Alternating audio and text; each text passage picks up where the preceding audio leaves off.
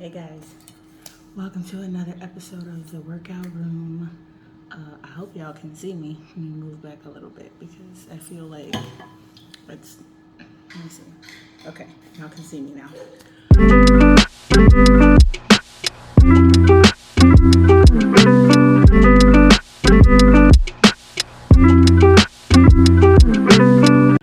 Okay, so this week I'm not going to This week I'm not going to do any workouts, but I want to talk about something that is near and dear to my heart. This episode is going to be my PCOS episode. So I don't know if I mentioned this in my other videos or not. I don't think I have. I have had PCOS since high school.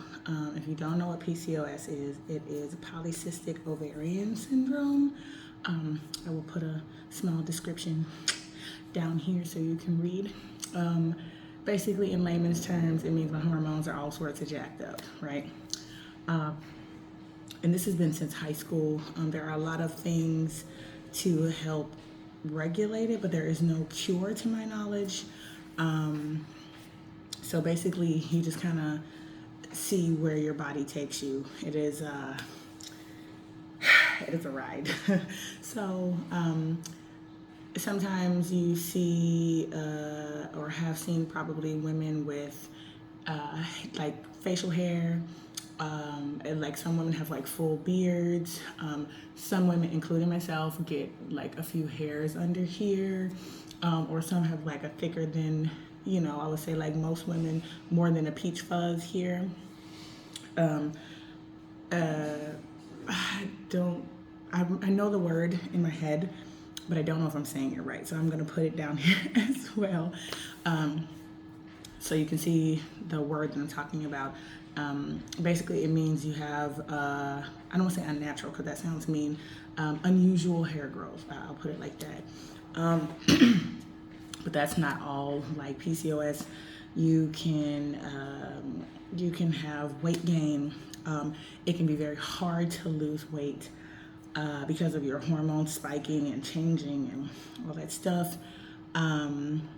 There is hair loss, like I said, hair growth. It can affect your organs. It can give you fibroids, make your periods longer, more painful. It can make you not have a period for like a super long time. Like I remember there was one stint in high school, or maybe like late. Oh, my watch is talking to me. Late. Okay, watch. Okay, thank you. Actually, let me pause this. One moment, please. And so it was just like late high school, early college, where like I didn't have a period for like 6 months, and I was like, that's not normal. So I wound up going to the OBG and just kind of like confirming what I already knew. And she confirmed for me. She gave me some birth control, and she was like, try this, and basically go and see how it works for you, right? First of all, that was a horrible experience. The mood swings, the like I got my period back, but it was like extra painful, more than usual. What else? There was like my sleeping pattern was weird. It was a whole thing, right? So like I just wouldn't recommend that. Like obviously do what's best for you, but for me, the birth control that I had, and I don't remember the brand or anything like that because I know they're all different, but whatever dose and brand that she gave me, that combination, it made me such an angry person. Like I literally felt like the Hulk. It was like, I don't know. It was just like I was so angry all the time, and I'm not an angry person. Anybody that knows me is like, Morgan is very happy-go-lucky, very like positive, blah blah blah. But on that birth control, no way. Like I was ready to like blow up a building. Like think of the worst road rage you can think of, and that was me. Okay. Yeah. So from there, I had stopped the birth control because I was like, okay, I got a period again next. So for me, I am one of the fortunate ones, in that I don't really have as many symptoms or as severe symptoms as some women do. Like, so I'm lucky, if you will, right?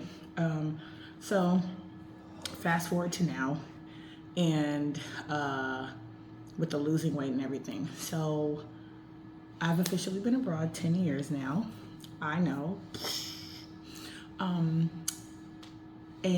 so thinking back to when I first moved abroad, my first country living abroad was South Korea.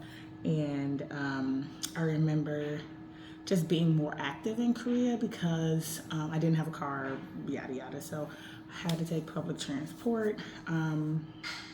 Obviously didn't want to spend all my money on taxis. I was also paying bills at home, all that kind of stuff. So it was like I had to spend my money wisely, right? Which means public transportation, walking more. And Korea is a place with lots and lots and lots of stairs. I remember there's this one subway station. In order to get out of the subway station, when I tell you, you had to clear like 70 stairs, I was like, I'm gonna die in here. I'm never gonna make it out. I'm never gonna make it out of the station. Anyway, I'm here, so obviously I made it, right?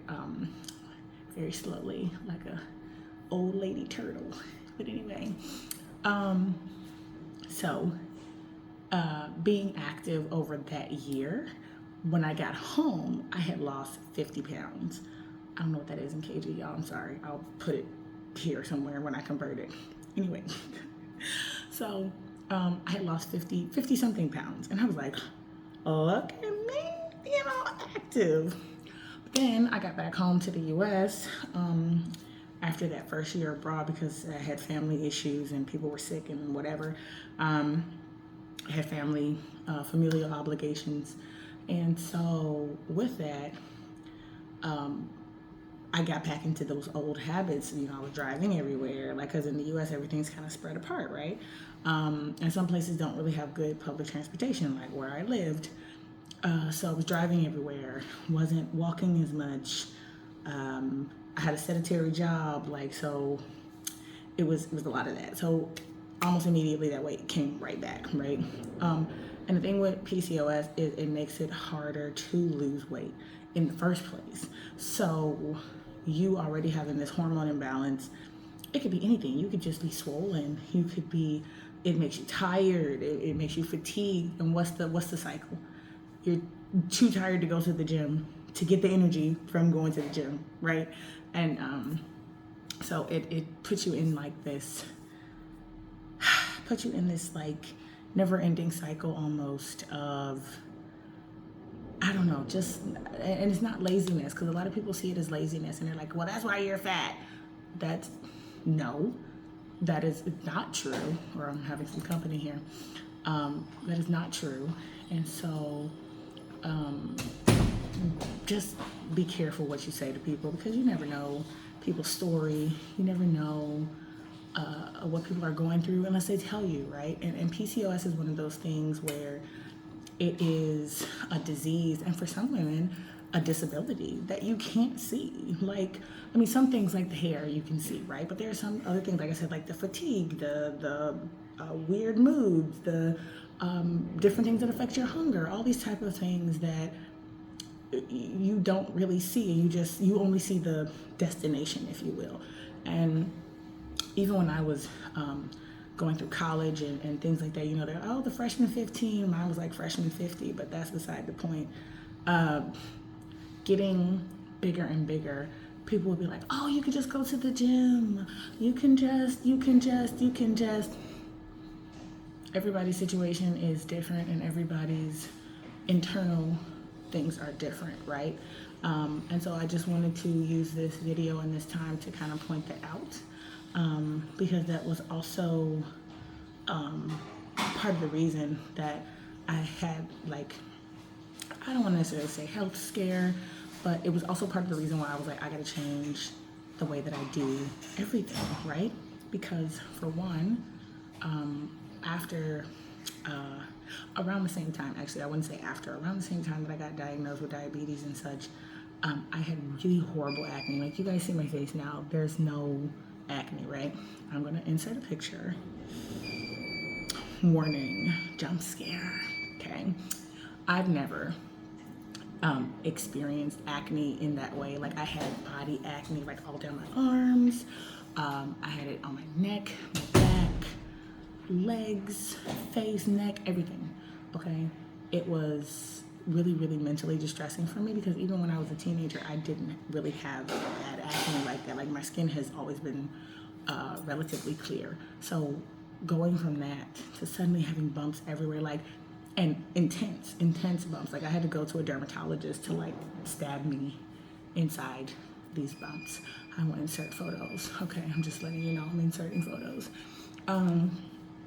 So that was one, and it was like, what is happening to my body? What is the problem? And so I wound up going to the OBGYN and letting them do a blood test, and basically my testosterone was like, well, like my hormones were doing one of these. Instead of even being like remotely balanced, they were completely like on their head, and it was stopping my monthly, it was giving me acne, it was giving me weight gain, I was swollen, like it was all those symptoms kind of back to back because my hormones were out of whack.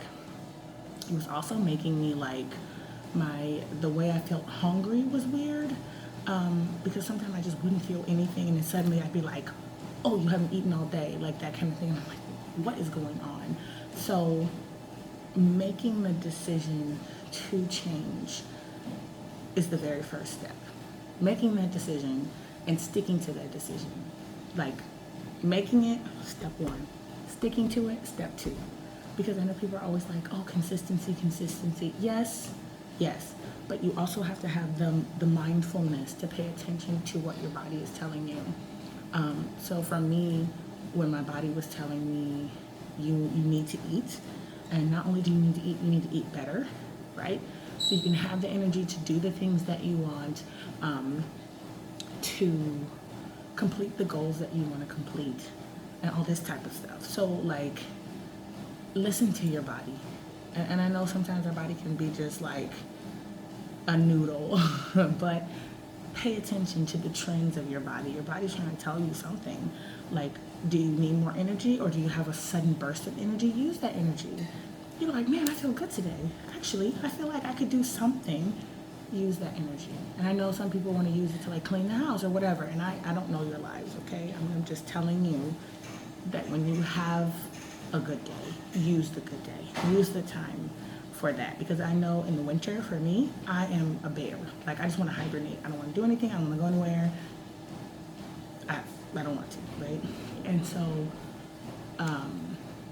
yeah, I just wanted to kind of spread more awareness about my situation and go a little bit more in depth, because, like I said, diabetes wasn't the only thing that I was fighting with or contending with during this year. And obviously, like, I still have PCOS, and every like week or so, you know, I gotta stop my descent into manhood and shave.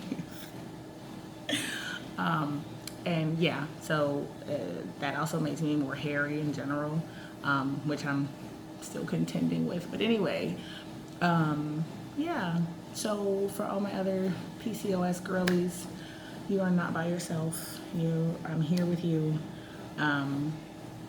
Definitely when you go to the doctor and you ask about these things, if you're on birth control, to correct these things, if you're going the natural route, whatever you're doing, I'm rooting for you. And I am hoping that like the next video that I do about like things that I eat, I'm hoping that's the next video soon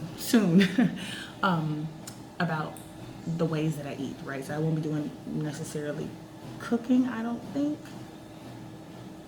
I don't know. That's for future Morgan to worry about. Anyway, but I'll be talking about some things that I ate that kind of helped me, not necessarily regulate my hormones, but just help me with the weight loss, that helped go hand in hand with the exercising and the being more active part of the weight loss. Okay? If you have any questions, put them down below. Yeah, so I'm hoping that explained a little more. I hope. Okay, I will see you guys next week, either with food video or another workout video, because I got some new toys and I want to show you. Anyway,